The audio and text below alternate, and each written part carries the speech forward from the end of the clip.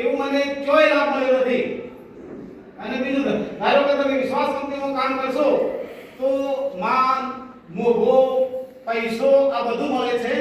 બીજી કંપનીમાં તમને પૈસો મળે, કઈ કયા ટાઈમે કંપની જતી રહે ખબર નહીં. ધારો કે તમે અમુક કામ કરો છો, ધારો કે માર્કેટમાં 1000 રૂપિયાની કરતી વસ્તુ ગમે તે કસ્ટમર લીધી, એને વસ્તુ સારી લાગી તો બીજી માર્કેટ લે, અને ધારો કે એને ખરાબ લાગી તો આપણે એમ તો કહેવાનું નહીં કે મારા પૈસા તમે ખાઈ ગયા.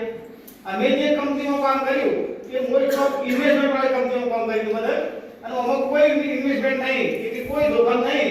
તો ધારો કે આ બધા પ્રકારનું વાપરીએ છીએ, બધું એના પ્રકાર ચાલવાનું. આ જીવન તમે આ જીવન માર્કેટમાંથી કરવાનું લાયા જાય છે, પણ કોઈને આપણને 1 રૂપિયો આપ્યો નથી. તો આપણે ખાલી દુકાન જ બદલવાની છે. અને તો એ રીતના આપણે દરેકના ઘરે જઈ, ધારો કે સેમિનાર કરો, દરેકના ઘરે સમજાવો કે દુકાન બદલવાની છે. પેલી દુકાનથી ગયા તો કોઈ મળતું નથી રૂપિયો, અને સારો બેનિફિટ મળે છે. મારી આઈડી લગભગ 7મા મહિના મળાઈ ગઈ હતી.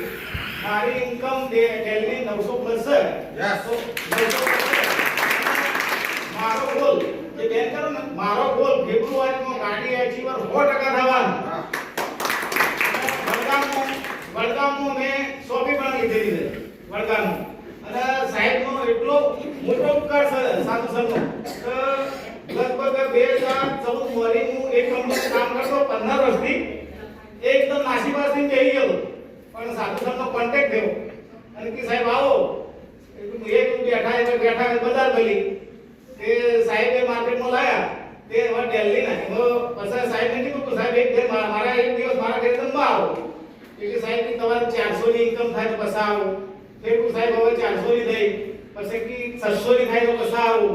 પછી કે એટલે 900 પ્લસ થાય તો આવો. હવે સાહેબ કે તમારે એક દિવસની ઇન્કમ 1500 ની થાય તો તમારે ઘરે જમવા આવો.